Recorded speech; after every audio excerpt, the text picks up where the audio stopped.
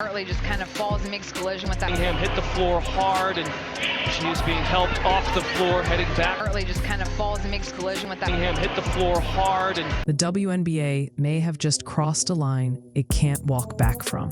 Sophie Cunningham's season ended in a flash, and the culprit wasn't bad luck, wasn't a stumble, wasn't just one of those plays. It was Bria Hartley, suspended, sued, and suddenly at the center of one of the league's biggest controversies in years.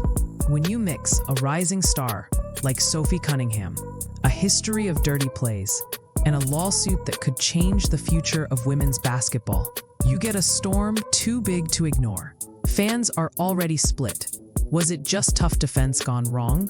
Or was it reckless, dangerous, and career-threatening? And maybe the bigger question, has the league completely lost control of what's happening on the court? Because if stars keep dropping like flies, this isn't just Sophie's story. This is the story of whether the WNBA can even protect its own players. The play itself was brutal. Sophie Cunningham, bringing the ball up the court, wasn't just bumped or tripped. She was taken down hard. You don't need slow motion to see it. The intent looked clear. Cunningham hit the floor, grabbing her leg, and the arena went quiet. Replays spread across social media within minutes, and fans didn't mince words. This wasn't a normal foul, not in any league. The difference between a hard defensive stop and what Hartley did is massive. One is part of the game. The other could end a career.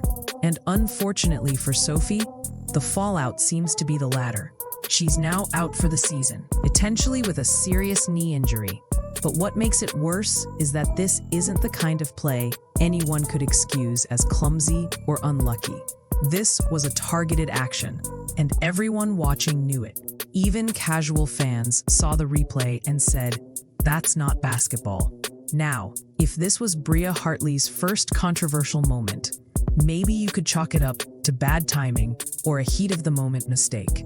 But the truth is, it's not. Hartley's reputation didn't start with Sophie Cunningham. In fact, her track record looks more like a highlight reel of reckless plays. Just weeks ago, she yanked Angel Reese by the hair, dragging her mid-air. Not long before that, Becca Allen was tossed to the floor like a rag doll after Hartley's defense. Each time, fans called it dirty. Each time, the league brushed it off. But now with Sophie's season-ending injury, the pattern is undeniable. This isn't about aggressive defense anymore. This is about a player who has made dangerous fouls part of her identity. And when that reputation collides with a major injury, it doesn't just damage Hartley's career. It forces the league to finally face a problem it's ignored for too long. And here's why Sophie's absence hurts so much. She wasn't just another role player logging minutes. She was the fire Indiana needed. From the moment she joined, she brought energy, grit, and a hard hit with no whistle. Sophie was the one stepping up, making it clear Indiana wasn't going to just roll over. She was the player diving for loose balls, defending like her career depended on it, and hitting shots when her team needed them most. Fans loved her intensity. Even opponents respected her edge. But now she's gone, sidelined for the season. And with her, Indiana loses more than just points on the scoreboard. They lose their enforcer, their heart, and their message that Clark wasn't going to face the storm alone. That's what makes Hartley's foul sting even more. It didn't just take out Sophie. It stripped Indiana of its backbone. But let's zoom out, because Sophie Cunningham's injury is just one chapter in a much bigger story. The WNBA has a serious problem, and it's not just one dirty player. This season alone, the injury list looks more like a hospital report than a sports league update. Caitlin Clark has missed more games than she's played. Sydney Colson, torn ACL. Ari McDonald, broken foot. And now Sophie Cunningham, season-ending injury. Fans tune in to see stars shine, not limping off the court. Yet somehow the league keeps promoting this physical play as if it's a badge of honor, something to celebrate. But ask any fan, Are they really paying to watch backup rosters thrown together like an LA Fitness pickup run? No. They want stars. They want talent. They want the game at its best. And instead, what they get is chaos, injuries, and an excuse machine that keeps spinning. Which brings us to the league's biggest enablers, the referees. The refereeing this season has been nothing short of embarrassing. Plays that should have been obvious flagrants get waved off. Sophie Cunningham getting clobbered 75 feet from the basket, no call. She protests, technical foul. How does that even make sense? It's almost comedic, except it's ruining careers.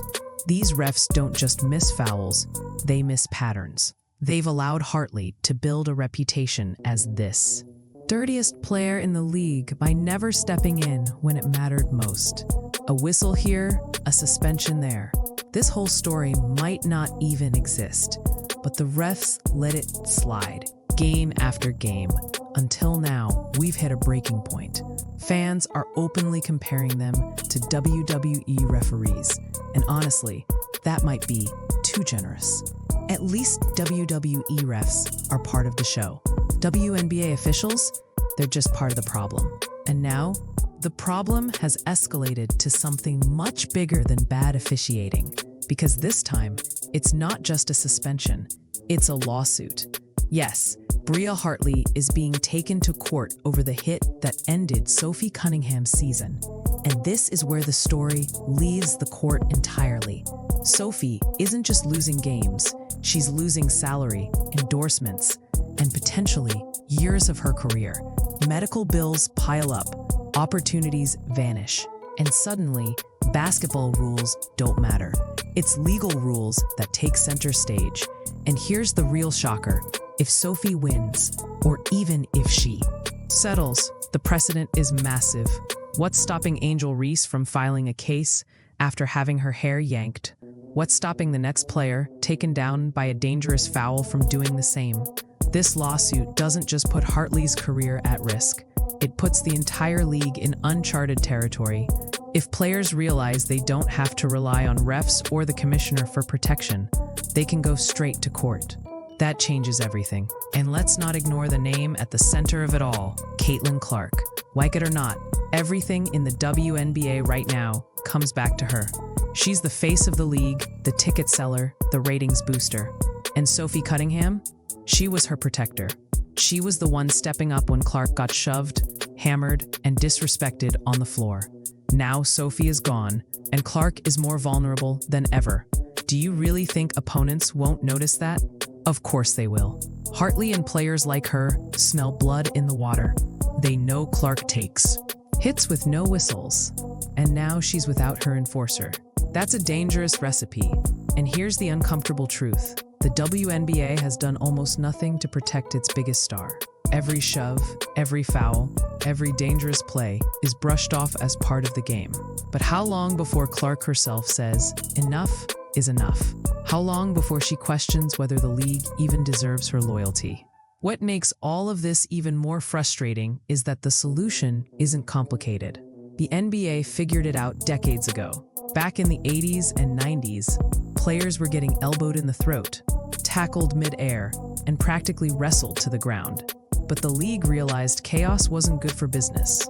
Rules tightened, flagrants became real punishments, and stars stayed on the court.